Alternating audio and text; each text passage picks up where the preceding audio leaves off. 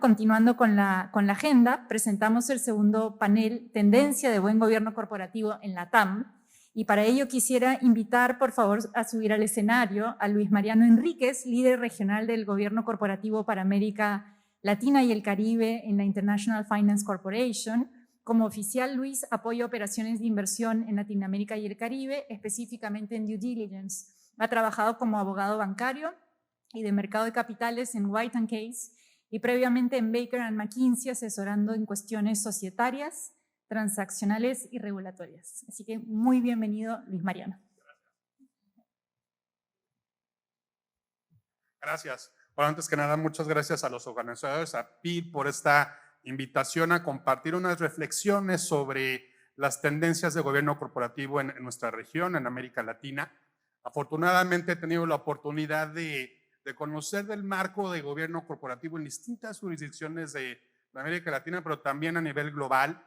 Y bueno, quisiera comenzar por decir que América Latina en general, sobre todo obviamente aquellas las economías más grandes, tienen un muy elaborado, muy desarrollado, diría yo, nivel de gobierno corporativo entre el sector de las economías emergentes. Hay que entender obviamente también que dentro de cada jurisdicción en América Latina, el mismo entramado normativo, la composición societaria tiende a diferir. Es decir, por ejemplo, en el caso de empresas listadas, en el caso de entidades financieras, sociedades altamente reguladas, pues claramente ha habido una imposición en años recientes por normar su gobierno corporativo. No ha sido así el caso, obviamente, de empresas cerradas, donde tal vez esa distinción entre prácticas respecto de las listadas con las cerradas es muy marcada, ¿no? Por otra parte, algo que es muy notorio en América Latina y sobre todo me he percatado justo en este evento es la sofisticación del tema ya planteado, ¿no? Por ejemplo, en otras regiones, muchas veces la discusión a nivel de gobernanza corporativa tiende a ser muy básica, donde se llega a hablar, pues sí, obviamente de la necesidad de una composición tal vez independiente en un directorio, la necesidad, la viabilidad de establecer comités de auditoría. Si bien es cierto que esos temas son fundamentales, son básicos en una buena estructura de gobernanza, me parece que en general en nuestra región son temas relativamente superados por aquellas empresas que buscan implementar, que están al día, que cotizan en bolsa, que están sujetas a un régimen de amplia regulación, ¿no? Ahora bien, también una de las problemáticas que encontramos en América Latina es que precisamente las prácticas más sofisticadas no tienden a estar generalizadas en todo el núcleo empresarial. Se encuentra muy marcada esa concentración, repito, en empresas que se encuentran sujetas a esa regulación, las que listan en bolsa, las entidades financieras, y obviamente ello obedece a que en el primer caso de las empresas listadas, pues el regulador tiene un interés en proteger los intereses de la minoría, ¿no? Recordemos que en nuestra región prevalece una alta concentración de la decisión en grupos mayoritarios, en grupos de control. De ahí que el costo de agencia se dé en una relación entre accionistas mayoritarios y minoritarios, y la política pública, la política regulatoria, tiende a enfocarse en proteger a esa minoría, ¿no? Entonces sí valdría la pena reconsiderar qué tan masiva es la implementación de buenas prácticas de gobierno corporativo en América Latina, ¿no? Retomando otra vez los temas, creo que también en América Latina se le busca ya dar una verdadera funcionalidad a los temas de gobernanza, ¿no? Por ejemplo, yo en mi caso ya hablo de México por ser el país que mejor conozco, un tema que adolece evidentemente es la corrupción, ¿no? ¿Y cómo se puede abordar, por ejemplo, un programa de anticorrupción vía gobierno corporativo, ¿no? Tal vez ese es un muy buen debate que se da y que se busca implementar en la práctica. Ahí la misma estructura de gobernabilidad nos da una guía, es decir, en la práctica requerir al comité de auditoría que busque esa implementación. Si uno habla, no sé si en la audiencia haya algún compliance officer, si uno platica con un compliance officer en la región, es muy recurrente el tema de buscar este tone at the top, donde haya un monitoreo, una implementación, una validación de la labor de cumplimiento y sobre todo en temas de anticorrupción. Y ahí es un ejemplo donde un comité de auditoría bien integrado, un comité de auditoría con una mayoría con objetividad, una mayoría independiente, puede encargarse de darle una verdadera funcionalidad a ese monitoreo, que supervise el cumplimiento de un programa y a su vez lo reporte al directorio, ¿no? Me parece que es muy buen ejemplo donde está ahora el debate en América Latina en materia de funcionalidad de gobierno corporativo, ¿no? También otra tendencia muy importante, y este evento también es una clara muestra, el panel, el muy buen panel anterior claramente lo acredita, es este interés por parte de los inversionistas de que los invertidos implementen buenas prácticas ASG, ¿no? También, por supuesto, el regulador juega un papel fundamental en la búsqueda de implementación de estas medidas, donde, repito, ya se supera la discusión muy básica del conflicto de agencia y se habla ahora de temas ASG, que por cierto, también un poquito siguiendo con el panel anterior, es algo que se discute en Estados Unidos y por supuesto en Europa. Básicamente estas son mis reflexiones y quiero reiterar un agradecimiento al equipo organizador.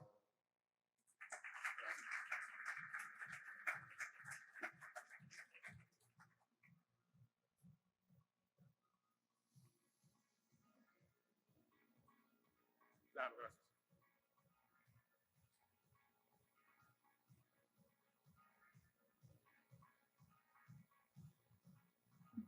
Gracias. Muchísimas gracias, Luis Mariano. Entonces, invitamos al siguiente panel.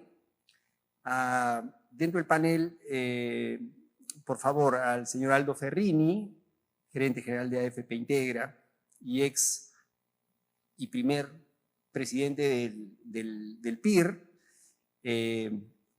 a Luciano Bufanti, vicepresidente de finanzas de ENGIE, y a Lorena Macías, la superintendente de la SMB. Bienvenidos. Y por favor, como moderador, invitamos a Enrique Díaz, presidente de la Asociación de Secretarios Corporativos de América Latina. Te dejo entonces, Enrique, a cargo de este panel.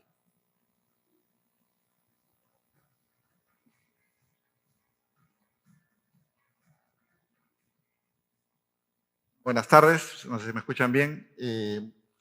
Agradecer la oportunidad que se nos da, en este caso representando a ASCLA, la Asociación de Secretarios Corporativos. Nos une intereses comunes, en el caso con el PIR. Evidentemente nosotros trabajamos mucho el tema de gobernanza, lo voy a llamar por ahora el hermano mayor del ASG, ¿no? Mayor por la edad, básicamente.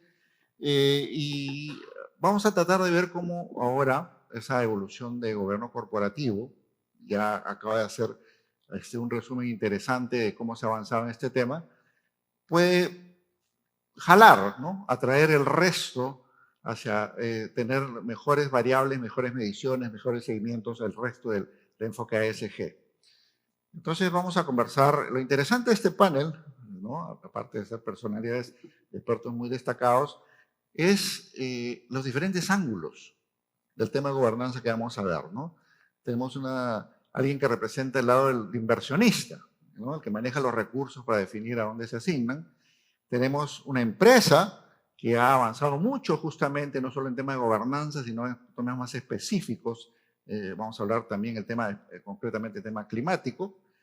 Y nuestro representante del regulador, que ya ha sido mencionado, también de alguna manera, y hacer la diferenciación que pasa entre regulado y no regulado, ¿no? Son ópticas, como ustedes notarán, bien distintas, pero que ojalá nos ayuden a ver qué está pasando en el mundo de la gobernanza y cómo esto se va confluyendo con el tema de ESG. Voy a empezar contigo, Aldo, esta conversación justamente en la lógica de donde estás tú posicionado, ¿no? Manejas inversión institucional importante en el mercado peruano y lo que ha pasado, y esto ya lo vimos en la gobernanza, ojo, vimos que se desarrolló mucho mucho ímpetu, estándares, etcétera, pero siempre nos quedábamos con un grupo de empresas que la lideraban y como que no salíamos de esa cápsula, ¿no? De ese grupo. Entonces, de alguna manera, también se mencionó en el panel anterior, los esfuerzos de entrar en el índice se concentraban en unas pocas empresas, algunas centradas en Perú, otras en Almila, pero seguimos trabajando con un número reducido de empresas que están asimilándose a estos estándares. Entonces, quizás la primera pregunta por ese lado, Aldo, es, sabemos que hay empresas que lo lideran, las identificamos, las conocemos, pero sigue siendo un número limitado, ¿no? Que hay un reto enorme ahí. ¿Cómo consideran ustedes en su rol, cómo consideras en la experiencia, cómo podemos salir de esa suerte de elite, ¿no? Ese grupo tan concreto que está pasando, que están adoptando estos estándares, y podemos tratar de trasladar esas experiencias para masificarlo, para ampliar a otro número de empresas? Bueno, primero muchas gracias por la invitación, estar acá en el evento del PIR. A ver, primero yo creo que tú mencionaste bien, Enrique, que la gobernanza es el padre, no la madre, dependiendo, vamos a ser exclusivos, padre o madre. Pero no, yo no creo que sea por antigüedad, sino porque creo que es muy difícil implementar acciones dirigidas a maximizar el valor de una compañía en el largo plazo si es que no tienes una buena estructura de gobierno. ¿No? Difícil implementar variables sociales si no tienes una buena estructura de gobierno. Creo que la gobernanza es lo que engrana todo en la compañía, desde las variables financieras hasta las variables no financieras. Entonces, creo que ese es el rol de la gobernanza. Ahora, ¿cómo hacer que esta, entre comillas, élite, ¿no? Para ponerle un título, crezca? Yo creo que lo primero es entender que construir empresas que se preocupen de las variables ASG no pasa porque nosotros definamos que quiero diferenciarme en la A, en la S o en la G. Creo que no debiéramos buscarlo como una variable diferenciadora competitiva. Creo que es importantísimo que las empresas que estamos impulsando esto construyamos el ecosistema. Mientras más grande sea el ecosistema, más fácil va a ser que nosotros podamos competir y desarrollarnos, ¿no?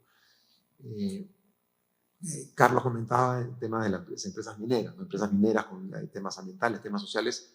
Si una empresa como Buenaventura es la única que se encarga de hacer las cosas bien y el resto de la industria no lo hace, el efecto contagio es inmediato. Y por más que uno lo haga bien, no va a ser suficiente. Entonces creo que es importante que como empresas, los que estemos impulsando este tipo de iniciativas, colaboremos con el resto, que realmente tratemos que el ecosistema sea mayor, ¿no? Eso creo que es uno. Dos, ya en temas más prácticos, también tenemos que ser conscientes que desarrollar estas capacidades implica una inversión, no es fácil. Hay que medir, hay que contratar gente, hay que hacer desarrollos y sobre todo hay que apostar a largo plazo. Y de repente el apostar a largo plazo para empresas medianas y más chicas no es tan fácil, ¿no? Entonces, ahí creo que el rol de la banca es importante. La banca, al entender o al valorar estas variables, que puede implementar estas variables al momento de evaluar créditos, también puede ayudar a que las compañías incorporen este tipo de medidas en su forma de actuar. Entonces creo que la banca tiene un rol importante de capacitar y impulsar este tipo de medidas. Nosotros como inversionistas también no hemos impulsado este tipo de medidas y hemos hecho visible este tipo de medidas. En general, las compañías también pueden tener un rol importante con los proveedores, ¿no? Capacitando a los proveedores y premiando a aquellos proveedores que realmente incorporen este tipo de prácticas en su día a día. No premiarlos porque hicieron bien la tarea, sino premiarlos porque entiende que un proveedor que incorpora prácticas similares a las de la propia compañía va a ser un proveedor más sostenible, va a ser un proveedor que le va a generar menos riesgo, va a ser un proveedor que va a ser capaz de atraer mejor talento y, por lo tanto, un mejor proveedor que construye el ecosistema. Y finalmente creo que hay un rol del Estado, ¿no? El Estado en regulación, impulsar ese tipo de medidas pero también generar los incentivos adecuados para aquellas empresas que no necesariamente tienen la capacidad financiera de implementarlas, sientan algún tipo de beneficio. Puede ser tributario, puede ser en créditos más blandos del Estado. Entonces, creo que por ahí se puede construir para que no solamente unas pocas empresas impulsen ese tipo o incorporen ese tipo de variables, sino que podamos poco a poco hacer que el ecosistema crezca. Gracias. Interesante el tema de la información, ¿no? Lo hemos comentado en una otra oportunidad, en otro panel. La información tiene un costo y de alguna forma tú nos estás transmitiendo el costo transaccional existe. ¿Qué más podemos hacer desde cualquier ángulo que nos competa, ¿no? Para seguir bajando esos costos transaccionales, que creo que va a facilitar el camino de que los demás vayan adoptando estos estándares, ¿no? Quisiera ir contigo ahora, Luciano, la experiencia más específica de Engie, ¿no? Y ahí quisiera moverme al tema puntual de ustedes. ¿Qué ha significado en términos prácticos migrar de un enfoque de gobernanza hacia uno de gobernanza climática en particular? ¿Qué rol ha jugado el directorio? Si nos interesa conectar siempre con el tema de gobernanza corporativa en específico. ¿Y qué incentivos o KPIs ha establecido Engie para cumplir con sus metas climáticas? Bueno, en primer lugar, muchas gracias por la invitación. Un gusto compartir el panel con ustedes y la verdad, un gusto escuchar que todos nos comunicamos con el mismo lenguaje de a poco en términos de sostenibilidad. Como CFO de Engie ya hace más de 25 años dentro del grupo, es interesante ver cómo el lenguaje de sostenibilidad se usa tan fácilmente como el lenguaje financiero, cómo lo compartimos hoy por hoy. Y yendo un poco a tu pregunta, lo que me gustaría hacer un poco más de historia, y hay dos procesos que creo como sociedad y como empresa dentro de nuestro sector nos afectaron significativamente o de alguna forma fueron un shock en nuestro sector y en nuestro mercado. Fue por un lado la transformación digital, obviamente, y por el otro lado, obviamente, el tema de la transición energética. Y la transición energética, obviamente, asociada a factores de sostenibilidad y puntualmente al cambio climático. En ese sentido, ya hace varios años atrás, que nuestro grupo, el grupo Engie, a través de sus asambleas de accionistas, modificaron el propósito de la compañía. El propósito de la compañía en el sentido de ser un actor principal en acelerar la transición energética. Es decir, ya definido dentro del propósito de la compañía de actuar para acelerar la transición energética, para combatir el cambio climático, para promover acciones de eficiencia energética que tengan, obviamente, sentido con el cuidado del medio ambiente. A partir de esa definición del propósito por los accionistas del grupo Engie, es que llegamos a una estrategia para definir nuestra ruta de descarbonización. Nuestra ruta de descarbonización, como tantas otras empresas ya lo vienen haciendo, ha sido anunciada hace tiempo, de alcanzar el objetivo de net cero carbono hacia el año 2045. A partir de esa estrategia es que definimos nuestra trayectoria, lógicamente, de descarbonización para alcanzar ese objetivo globalmente dentro del grupo Engie. ¿Y eso qué significa? Alcanzar esta carbono neutralidad hacia el año 2045 significa tomar acciones concretas, obviamente. Significa una reducción drástica de nuestras emisiones de CO2 en los tres alcances, alcance 1, 2 y 3, es decir, en nuestra generación directa e indirecta de emisiones. Y para tener una idea de números, reducir más del 90% de nuestras emisiones de CO2 comparado con el año 2017. Ya una vez definida esa estrategia, vamos a la parte de implementación. Y lo que nos toca aquí en Engie Energía Perú, en términos de implementar esa estrategia, tenemos tres pilares fundamentales compartidos por el comité ejecutivo, por la gerencia, por la organización en general y obviamente por el directorio. Y esos tres pilares se sostienen en primer lugar, descarbonizar nuestros clientes. Todos lo hablamos, necesitamos, es decir, no puede ser un esfuerzo único de las empresas grandes o de ciertos sectores de la economía. Necesitamos justamente de todos nuestros stakeholders, nuestros clientes, nuestros proveedores, nuestras comunidades en los ámbitos donde desarrollamos nuestra actividad y obviamente de nuestros trabajadores. Me interesaba mucho lo que decían al principio porque son quienes deben desarrollar esta cultura de sostenibilidad para aplicarla. Por lo que decía, en primer lugar, apoyar a nuestros clientes en su estrategia de descarbonización, ofreciendo obviamente tecnologías, digamos, de desarrollos energéticos amigables con el medio ambiente, obviamente desarrollo de energías renovables. En segundo lugar, descarbonizar nuestras propias operaciones, obviamente, en línea con los objetivos que les mencionaba. Y allí tomamos acciones concretas, lógicamente, como fue el cierre de nuestras operaciones a carbón hacia fines del año pasado, y ya desarrollar todo nuestro crecimiento en base a energías renovables. Y finalmente, continuar desarrollando e invirtiendo en innovación y desarrollándonos en nuestros ámbitos de acción, como pueden ser asociaciones del tipo de H2 Perú, para el desarrollo de nuevas industrias como el hidrógeno verde, donde el país tiene un potencial muy importante, al igual que en nuestros vecinos en Chile. Y finalmente, todo esto manejando el riesgo, porque obviamente somos una empresa y tenemos que cuidar los intereses de nuestros accionistas. Y en términos climáticos, manejar el riesgo climático, manejar el riesgo hídrico, prever situaciones extraordinarias como las que vivimos este año con el impacto del Niño, prever los impactos que ello puede tener en nuestras operaciones y también en las comunidades donde desarrollamos nuestras operaciones. Así que hay muchas cosas que quisiera mencionar, muchos KPIs, etcétera, pero quisiera resumir eso en esos tres pilares fundamentales que apoyan nuestra estrategia de sostenibilidad. Quería ahí expandir un poquito dos aspectos, siempre tratando de ligar con el tema de gobernanza, porque quería preguntarte el rol que ha jugado el directorio en este proceso, porque por lo que te estoy entendiendo ha sido un proceso de maduración de varias cosas, en qué momento entró, de qué forma entró, ¿no? Lo pregunto porque uno cuando lo compara con ciertas experiencias, siempre es en qué momento entra el directorio, ¿no? Y uno hace encuestas y todo, y a veces los directorios no están tan involucrados, eso es bueno saberlo, como ustedes lo manejaron. Y en esa misma línea, hablando de estas diferencias de tiempos, cuando se empezó con las empresas haciendo mucho tema de gobernanza, con indicadores, códigos, había un área de la empresa que manejaba estos temas, ¿no es cierto? Como bien adelantó Aldo, al comienzo era un tema muy financiero y se fue ampliando la mirada financiera y no financiero, ¿no?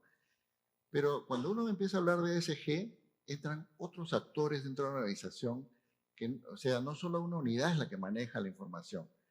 ¿Cómo empezaron ustedes a ensamblar eso, ¿no? De cara a poder atacar todo este tema, ¿no? Sí, entiendo. Bueno, afortunadamente tenemos la ventaja de ser un grupo multinacional con sede en Europa y obviamente adoptamos muchas de las buenas prácticas de nuestro corporativo.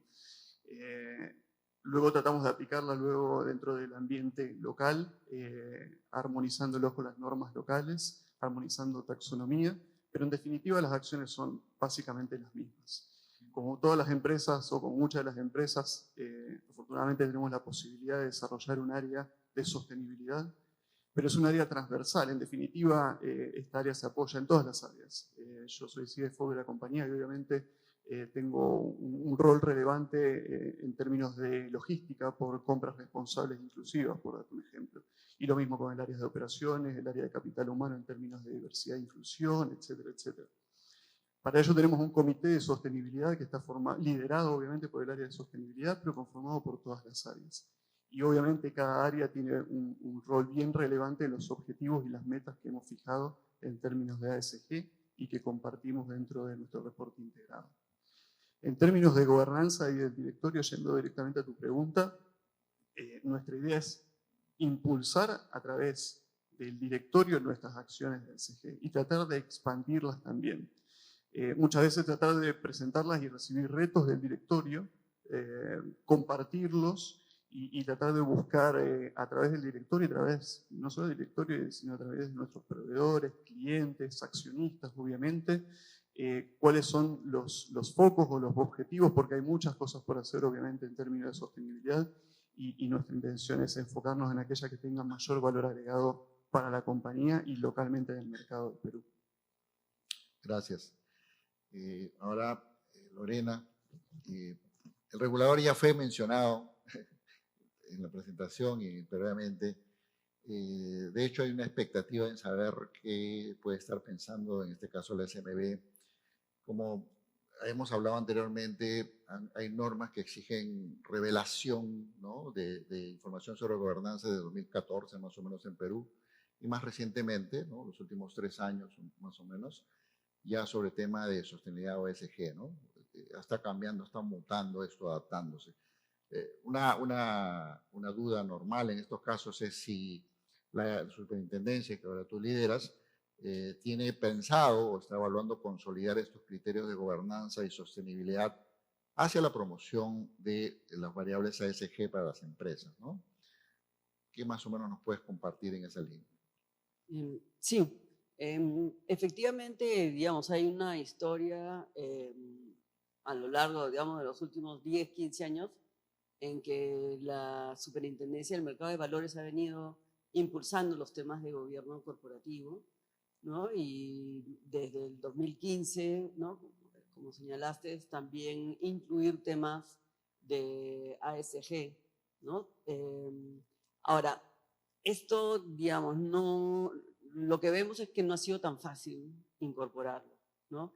Porque, digamos, bueno, se puede revelar información, digamos, en un reporte, digamos, sobre sostenibilidad corporativa, incorporado, digamos, aspectos de gobierno corporativo, pero pueden haber otros temas que son más complejos, digamos, de revelar, digamos, y sobre todo de cuantificar, ¿no? O sea, cuál es el impacto de estos temas dentro de las variables financieras de la empresa, por ejemplo, ¿no? Algo que lo que estaba discutiendo el panel anterior, por ejemplo, ¿no? Entonces, pensamos que es algo que hay que ir, digamos, de manera, digamos, despacio, gradual, ¿no? Pero asegurando que las empresas puedan hacer estos ejercicios, digamos, ¿no? Que empiecen, digamos, revelando información, ¿no? Que empiecen a hacer ejercicios, digamos, inicialmente, digamos, para uso interno, por ejemplo, ¿no? Y de ahí, digamos, ir haciendo encuestas a las empresas de cómo van avanzando en estos temas, ¿no? Y para, digamos, una vez que el mercado, digamos, esté maduro, ya poder dar un salto, ¿no? Hacia una mayor revelación de información. También tenemos que ser conscientes de que no todas las empresas tienen la capacidad, ¿no?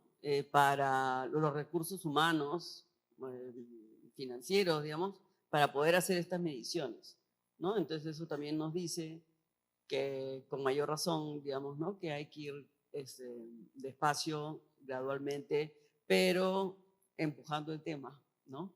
O sea, probablemente sería ideal contar con incentivos, dudo que hayan incentivos tributarios, pero efectivamente hay que pensar, digamos, ¿no? ¿Qué otros incentivos, premios se les puede dar a las empresas que van avanzando hacia en ese camino, ¿no? Porque eso es muy importante en cualquier marco regulatorio, ¿no? Los incentivos, digamos, que generas a las empresas para avanzar hacia poder revelar información, por ejemplo, ¿no? De acuerdo. Sí, bueno, insistir un poquito en la noción que dijimos hace unos minutos, ¿no? Costos transaccionales, ¿no? Y creo que el regulador puede ayudar mucho a buscar maneras de generar sinergias, ¿no? Hay empresas, se sugirió hace un rato que el sector bancario, financiero puede ayudar mucho, obviamente los servicios institucionales. Ese grupo de empresas que ya lo hace bien y que además creo que están trabajando con sus proveedores, ¿cómo hacer para que esa economía a escala se aproveche, ¿no? Es un tema interesante a considerar en todas estas regulaciones que ustedes están madurando. Vuelvo contigo, Aldo. Mencionó en su reseña, Luis Mariano, que hemos avanzado evidentemente en gobernanza porque se ha trajinado mucho, se ha revelado, hay estándares que se siguen en los códigos. Hay un esfuerzo, ¿no? Muy fuerte en transparencia, no sé qué tanto en control y seguimiento, ¿verdad? Pero en nuestras realidades tenemos un reto enorme, que para leerlo un poco la parte hacia, que seguimos teniendo indicadores de corrupción muy deficientes, muy malos. ¿Cómo conectar estos temas, ¿no? ¿Cómo conectar el tema del esfuerzo, del buen gobierno? Bastante se ha hecho. Y volverlo un poquito más tangible en ciertos aspectos tan sensibles como el tema de la corrupción. ¿Alguna reflexión en ese lado? ¿Qué más podemos hacer más allá de la información, la transparencia, ¿qué otras cosas se podían meditar en ese sentido?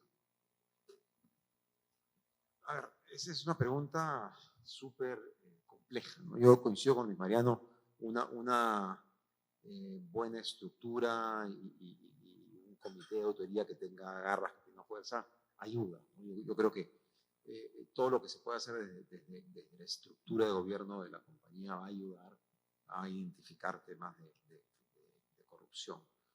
Pero la realidad creo es que cuando la compañía quiere hacer cosas fuera de la ley, la puede hacer fuera incluso del scope del comité de autoría y de cualquiera, lo va a hacer por fuera, ¿no? O sea, una buena estructura te va a ayudar a reducir un nivel de corrupción X, pero no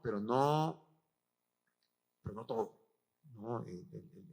Hemos tenido casos emblemáticos en el Perú donde las prácticas de buen gobierno corporativo eran buenísimas y terminaron siendo empresas sumamente corruptas. Entonces, creo que no es suficiente tener las estructuras. Creo que es como que el mínimo indispensable, ¿no? Yo creo que al final también pasa mucho por el mismo ecosistema. O sea, a veces tenemos mucho cuidado en no decir, oye, esta empresa no me gusta por ahora, dice. Y ocultamos mucho, ¿no? A mí me olía que esta empresa era media corrupta, pero no dije nada porque no es mi problema. Sí es nuestro problema. Entonces sí creo que levantar la mano cuando hay indicios de corrupción, suspender a empresas que tengan indicios de corrupción de los gremios que son parte,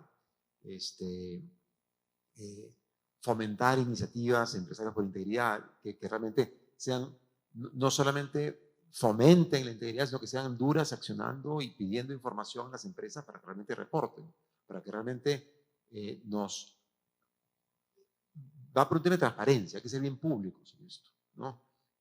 No lo sé, otra vez voy a hablar del regulador, ¿no? Pero yo a veces me pregunto, y eso puede ser un super boomerang, ¿no?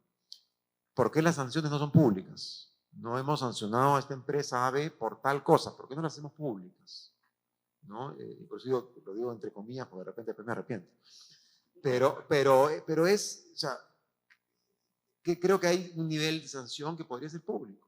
¿Por qué no? Si todos acá, en teoría, buscamos lo mismo, buscamos integridad, buscamos transparencia, entonces cuando yo me debate entre hacer algo correcto o incorrecto, tengo que darme cuenta que, oye, puede ser público, ¿no? A mí una de las primeras entrevistas de trabajo que tuve, me decía, que era el presidente del directorio en esa época, y tú cuando tomes una decisión de algo, tienes que estar seguro que si esa decisión se publica en la primera plana del periódico, tú estás tranquilo, ¿no? Porque la exposición pública es la que realmente también te trae a pensarlo dos veces, ¿no? O sea, más allá de los valores, la moral que espero todos tengamos, pero creo que la transparencia es fundamental para reducir temas de corrupción. Toda la estructura de gobierno, tener comités de autoría, directores independientes, creo que eso ayuda sin duda, pero si la compañía realmente quiere ocultar acciones de corrupción,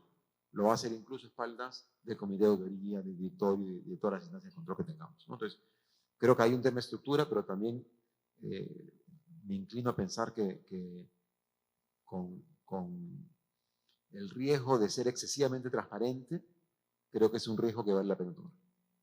Sí, sin duda.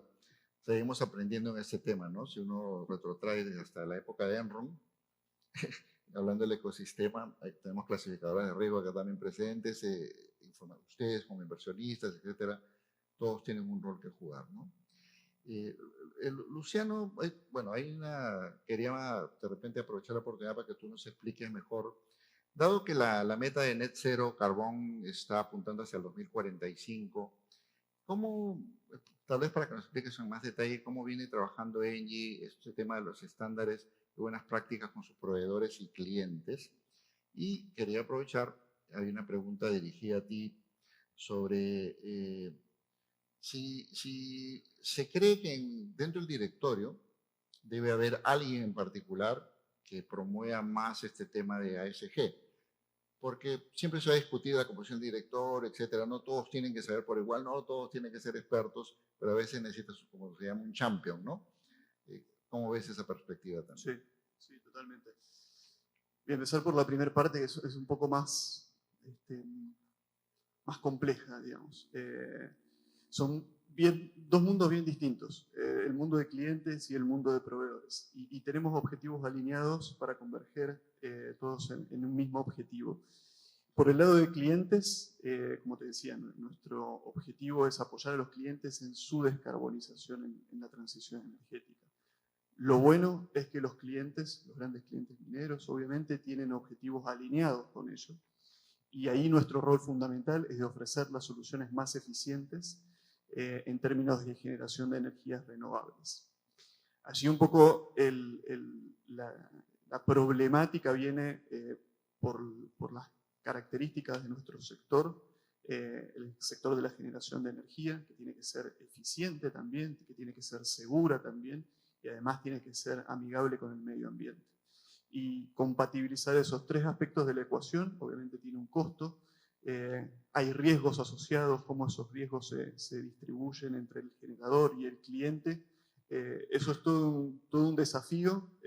Creo que el mercado local, el mercado peruano todavía tiene un camino por recorrer en ese sentido. Lo afortunado del mercado local obviamente es disponer de los recursos. Tenemos grandes recursos hídricos, tenemos recursos de gas natural, tenemos la capacidad de desarrollar más energías renovables, por lo cual creo que hay mucho trabajo por hacer en ese sentido, pero como te decía, veo sí que están los objetivos bien alineados. Por el lado de los proveedores es más complejo, definitivamente. Sí lo necesitamos y sí necesitamos desarrollar a nuestros proveedores porque ellos necesariamente tienen que contribuir a nuestra estrategia de descarbonización. Como te decía, nuestro objetivo alcanza los 3 Scope 1, 2 y 3, por lo cual definitivamente necesitamos a nuestros proveedores. Y allí tenemos dos aspectos, los proveedores grandes internacionales, nuestros proveedores críticos, si los quieres llamar de alguna forma, que son pocos, bien desarrollados internacionalmente, también bien alineados con nuestra estrategia, y obviamente es un poco más parecido a la figura, como te mencionaba, con los clientes. Donde el mayor desafío que tenemos es con los proveedores locales.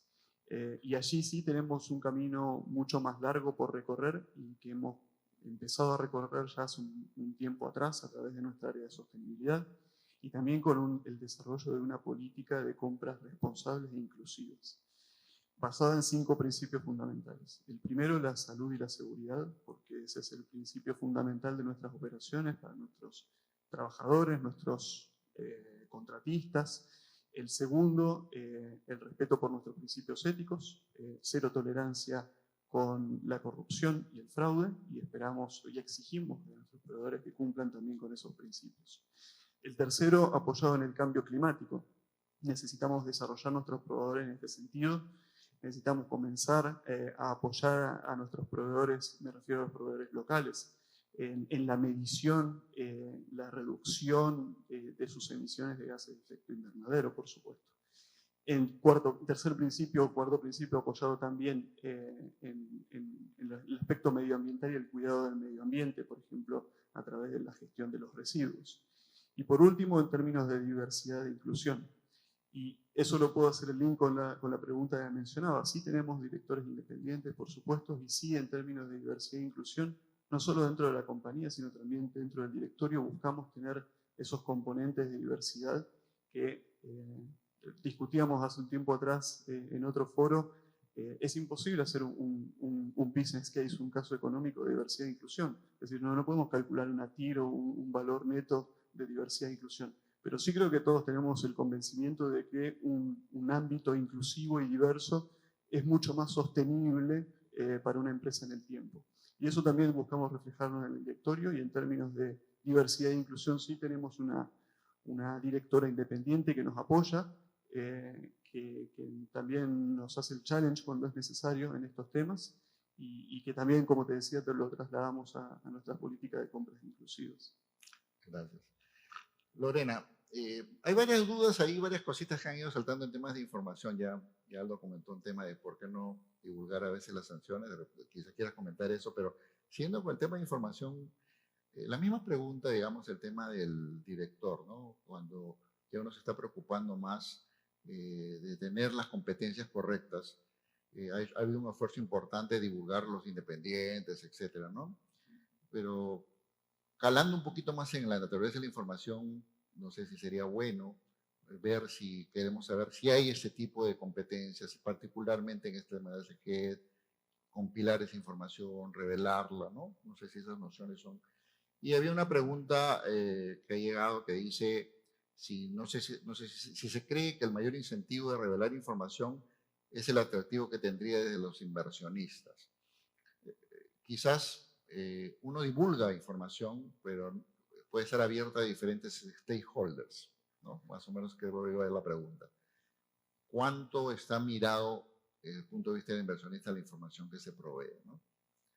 Tenemos un par de minutos, te pediría, ahí quiero hacer una última pregunta también a Luis Mariano, así que... Un esfuerzo de síntesis. Por favor. Sí. A ver, tenemos como, un poco de data, ¿no? Porque sí hemos hecho encuestas sobre qué cosas están revelando a partir de la información, digamos, que van elaborando las empresas, ¿no? Sus reportes de sostenibilidad, ¿no? Tenemos, digamos, data, por ejemplo, que el año pasado habían 113 empresas, hay como 200 que cotizan en bolsa, ¿no? Que afirmaron contar con una política ambiental o con un sistema de gestión de riesgos, ¿no? Y de estas 113, 78 empresas, en el caso de 78 empresas, el directorio había aprobado esta política, ¿no?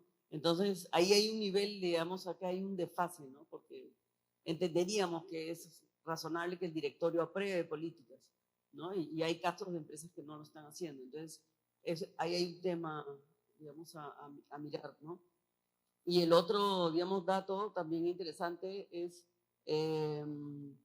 bueno, que hay de las 103 empresas, hay 61 empresas en el que la política ambiental, digamos, contempla además un proceso de gestión de riesgo, ¿no? Identificar, controlar, mitigar los riesgos, digamos, que también es un paso adicional, ¿no? Y en el tema del cambio climático, que yo creo que eso, digamos, en Perú es un tema bastante importante este año, ¿no? Probablemente otros países también, pero creo que es un tema que ha estado bien presente en los directorios, ¿no? El impacto del fenómeno del Niño, digamos, en las empresas y cómo prepararse. Ahora, no todas las empresas lo han hecho, entonces ahí sí sería interesante hacer una encuesta, digamos, de qué tanto, ¿no? Las empresas lo han hecho, si hay diferencias por sectores, ¿no?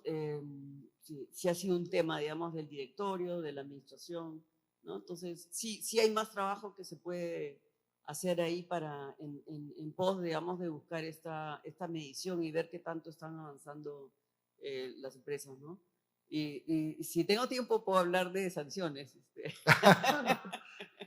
Bueno, Luz Mariano nos regaló unos minutitos, creo que nos estoy robando, permítanos 2 minutitos más, por favor. Sí, sí. Va a ser interesante escucharte. Bueno, en el tema de sanciones, no. Que no sancione. No, el tema de sanciones, digamos, lo que he encontrado, digamos, en la regulación es que se puede publicar aquellas sanciones donde se piense que hay un impacto, digamos, puede haber un impacto sobre el mercado, ¿no? Entonces es un criterio, digamos, suelto, o sea, por decirlo de alguna manera. O sea, no es que se publican todas las sanciones o no se publica ninguna, sino hay una discrecionalidad, ¿no? Entonces, por decirte, en la superintendencia, digamos, tienen potestad de sanción cada superintendencia adjunta, ¿no? La de conductas de mercado, la de supervisión prudencial, por ejemplo, ¿no? Entonces, lo que he encontrado es que una publica muchas y la otra no publica nada. Entonces, hay un problema ahí de consistencia. Entonces, hay que continuar esta discusión. Vas hacia la consistencia, pero no sabemos si hacia arriba o hacia abajo. finalmente, más transparente. Luis Mariano, tú hablaste claramente de que había una diferencia que tú has encontrado entre los regulados y no regulados, ¿no? Hay una pregunta por ahí que dice, ¿cómo hacer para que los no regulados, especialmente las pequeñas empresas, se vayan subiendo a este vehículo del ASG? ¿Cómo los apoyamos un poco mejor? No sé si has podido reflexionar algo sobre eso. Bueno, en general, sí he encontrado que las empresas cerradas, evidentemente hay esta distinción. Un incentivo para que vayan implementando buenas prácticas en la materia que es muy típico en las regiones, evidentemente la necesidad de financiamiento. Cuando se busca el financiarse, sobre todo vía la emisión de acciones, vía capital, es ahí cuando entra muchas veces un inversionista, capital privado, un institucional, y la realidad de la empresa cerrada latinoamericana, generalmente familiar, donde se encuentra esta diferencia, por una parte, de la institucionalidad, donde la toma de decisiones, la protección de sus intereses es formal, mientras que en la familiar muchas veces también puede existir pues, sus propios órganos de gobierno, sus protocolos, tiende a tener componentes adicionales, ¿no? Entonces, en la medida en que existe esta necesidad de financiamiento de la empresa cerrada, sin duda alguna, cuando llega un institucional a formar parte de la estructura accionarial, pues evidentemente lo primero que va a buscar es la formalización, ¿no? La profesionalización de buenas prácticas, ¿no? Creo que el incentivo está ahí, ¿no? El poder acceder a capital de manera más eficiente. Gracias. Déjame agregar una cosita, me robo un segundo, porque el tema de gobernanza en empresas familiares, estamos hablando de empresas familiares que han superado cierto nivel de patrimonio y familiares privadas, ¿no? Que no cotizan. La frase popular que es, estos son de tercera generación, por eso quebró la empresa, eso es sostenibilidad. O sea, los protocolos familiares están empezando a ser mucho más comunes, no porque quieran repartir la fortuna, sino porque quieren que las empresas superen esa tercera generación. Entonces, ahí hay una evidencia clara de que una buena gobernanza hace que la sostenibilidad de la empresa tenga mayor probabilidad. O sea, no por nada se crea esa frase. Llega la tercera generación y hay gente que de repente no es que no esté preparada, tiene otros intereses y las empresas no prosperan. Entonces, sí hay evidencia clara en las empresas familiares que un buen protocolo te va a ayudar a tener más vida útil, digamos. De acuerdo, gracias. Bueno, un aplauso para nuestros panelistas.